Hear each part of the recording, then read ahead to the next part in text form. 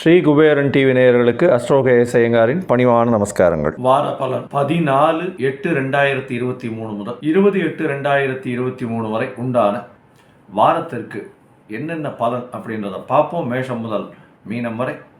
முதல்ல இந்த வாரத்தினுடைய கோல்சாரம் என்ன அப்படின்றத பார்ப்போம். அதற்கு பிறகு இந்த வாரத்தில் மாறக்கூடிய கிரகங்கள் என்னென்ன அப்படின்றதையும் பார்ப்போம். இந்த வாரத்தில் வரக்கூடிய விசேஷ நாட்கள் என்ன அப்படின்றத பார்ப்போம். அதற்கு பிறகு சந்திராஷ்டம நாட்கள் எந்தெந்த ராசிக்கு இருக்கு அப்படின்றத பார்ப்போம். முதலில் இந்த வாரத்தினுடைய கோல்சாரம். மேஷ ராசியில் 14ஆம் தேதி 14/8/2023 ஆரம்பிக்கும் பொழுது மேஷ ராசியில் குரு பகவானும் ராகு பகவான், கடகத்தில் சூரிய பகவான், சிம்மத்தில் சுக்கிர பகவான், செவ்வாய் மற்றும் புதன், துலாத்தில் கேது பகவான், சனி பகவான் கும்பத்தில் இருக்க. இந்த வாரத்தில் சந்திர பகவான் புனர்பூச நட்சத்திரத்தில் ஆரம்பிக்கிறார். அவர் புனர்பூசத்திலிருந்து அஸ்த நட்சத்திரம் வரலும் போறார். அதாவது கன்னியா ராசி. புனர்பூசம் 4ஆம் பாதம் கடகராசியிலிருந்து கன்னியா ராசி வரலும் போறார். இந்த வாரத்தில் வரக்கூடிய பயிற்சிகள்னு பார்த்தேன்னா சூரிய பகவான் கடகராசியிலிருந்து சிம்ம ராசிக்கு பெயர்றார். அதாவது 18/8/2023 அப்போ கடகராசியிலிருந்து சிம்ம ராசிக்கு போறார். இதன் பிரகாரம் சௌரமான மாதத்தின் வழியாக நமக்கு ஆவணி மாதம் பிறக்கிறது. ஆவணி மாதத்தில் சூரிய பகவான் சிம்மத்தில் இருப்பார். இந்த 18ஆம் தேதி அன்னைக்கே சுக்கிர பகவான் சிம்மத்திலிருந்து கடகத்துக்கு போறார். 4ஆம் இடத்திற்கு காலபுருஷ தத்துவத்தின் 4ஆம் இடம்னு சொல்லக்கூடிய கடகத்துல வக்கரகதி அடைஞ்சு போறார். 19ஆம் தேதி, அதாவது இந்த மாசம் ஆவணி மாசம் பிறந்த 2வது நாளே செவ்வாய் பகவான் கன்னி ராசிக்கு போறார். கன்னி ராசிக்கு போய் காலபுருஷ தத்துவத்தின் 6வது ராசியான கன்னி ராசியில செவ்வாய் பகவான் பயிற்சியார். இந்த வாரத்துல வரக்கூடிய விசேஷம் அப்படின்னு பார்த்தோமே 16/8/2023 அன்னைக்கு அமாவாசை, ஆடி அமாவாசை. அதாவது இந்த மாசத்துல பார்த்தோம்னா ஆடி மாசத்துல பித்ருக்களுக்கு செய்ய வேண்டிய கர்மாக்கள், கோவிலுக்கு போறதும், கோவிலுக்கு கடவுளுக்கு செய்ய வேண்டிய பரிகாரங்கள், பூஜைகள் இதை முக்கியமாக செய்யணும். வேற எந்த ஒரு புதிய விஷயத்தையும் ஆரம்பிக்கிறது சரி கிடையாது. பொதுவாக பித்ருக்களுக்கு செய்ய வேண்டிய கர்மாக்கள் மட்டும்தான் இந்த அமாவாசையில செய்யணும். அதே மாதிரி 19ஆம் தேதி பார்த்தோம்னா நாக சதுர்த்தி.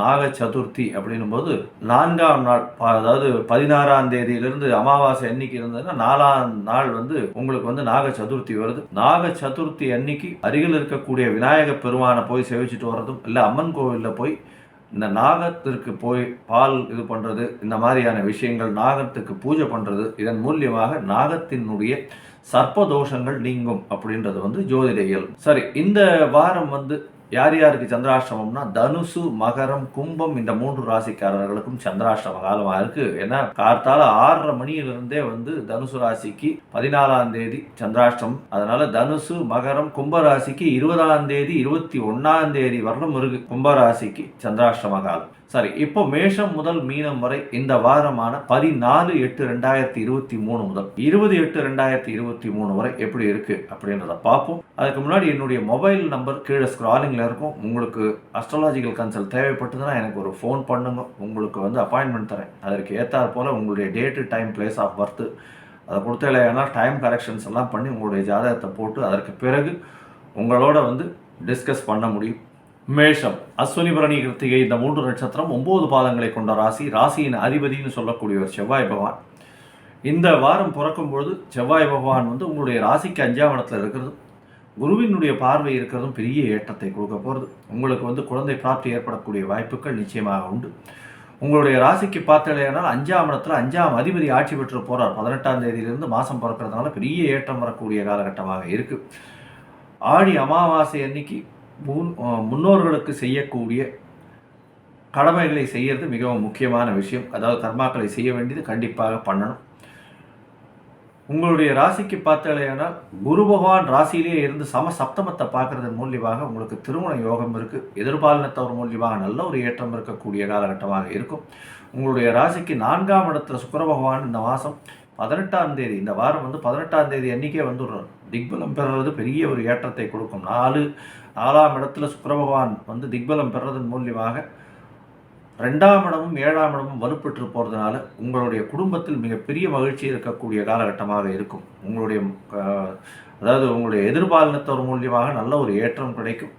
குடும்பத்தில் நல்ல ஒரு மகிழ்ச்சி இருக்கும். பிஸ்னஸில் பார்ட்னர்ஷிப் பிஸ்னஸாக இருந்தால் நல்ல ஒரு ஏற்றம் கிடைக்கக்கூடிய வாரமாக இந்த வாரம் அமைய போகிறது.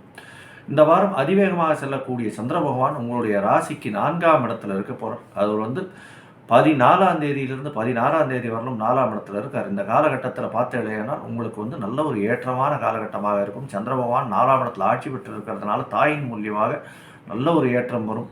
புதுசாக உங்களுக்கு புதிய வீடு மனை வாகனங்களுக்கு போய் அட்வான்ஸ் கொடுத்து வரக்கூடிய வாய்ப்புகள் நிச்சயமாக இருக்குது. உங்களுடைய ராசிக்கு 16ஆம் தேதி அன்னைக்கிலேருந்து 18ஆம் தேதி வரலும் உங்களுடைய ராசிக்கு 5ஆம் இடத்துல சந்திர பகவான் போகிறார். 5ஆம் இடத்துல 19ஆம் தேதி கார்த்தால வரலும் இருக்கார். இந்த காலகட்டத்தில் புத பகவான், செவ்வாய் பகவான் மற்றும் சூரியனோட சேர்ந்து சந்திர பகவான் இருக்கார். இந்த காலகட்டத்தில் பார்த்தோம்னா 5ஆம் இடம் மிகவும் சுபப்படுறது, வலுப்படுறது. அதனால் திருமணமாகி ரொம்ப நாள் குழந்தை இல்லாதவர்களுக்கு கண்டிப்பாக குழந்தை பேர் ஏற்படக்கூடிய பாக்கியம் உண்டு. புதிதாக புதிய பதவி, புகழ், அந்தஸ்து, கௌரவம் இதெல்லாம் வரக்கூடிய வாய்ப்புகள் உண்டு. 9ஆம் அதிபதி 5ஆம் அதிபதி இவ 2 பேர் ரொம்ப ஸ்ட்ராங்காக இருக்கிறதுனால எதை தொட்டாலும் வருமானம் அதிகமாக இருக்கும். பொண்ணாக இருக்கக்கூடிய வாரமாக இந்த வாரம் அமைய போகிறது.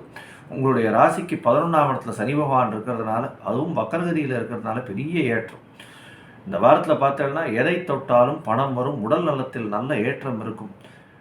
உங்களுக்கு படிக்கக்கூடிய மாணவ மாணவிகளுக்கு நல்ல ஒரு ஏற்றமான காலமாக இந்த வாரம் அமையிறது. மொத்தத்தில் இந்த வாரம் மேஷராசிக்காரர்களுக்கு ஒரு பெரிய ஏற்றமான வாரம். நீங்கள் அருகில் இருக்கக்கூடிய லட்சுமி நரசிம்ம பெருமாளை போய் வணங்கிட்டு வர்றது, அவருக்கு ஒரு துளசி மாலை போடுறதும் பெரிய ஏற்றத்தை கொடுக்கும்.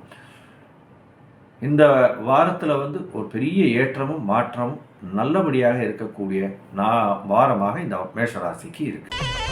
ஸ்ரீ குபேரன் டிவியை பார்த்தமைக்கு நன்றிகள். மேலும் இது போன்ற தகவல்களை தெரிந்து கொள்ள ஸ்ரீ குபேரன் டிவியை சப்ஸ்கிரைப் செய்யுங்கள். மறக்காமல் பெல் ஐக்கானை கிளிக் செய்யுங்கள்.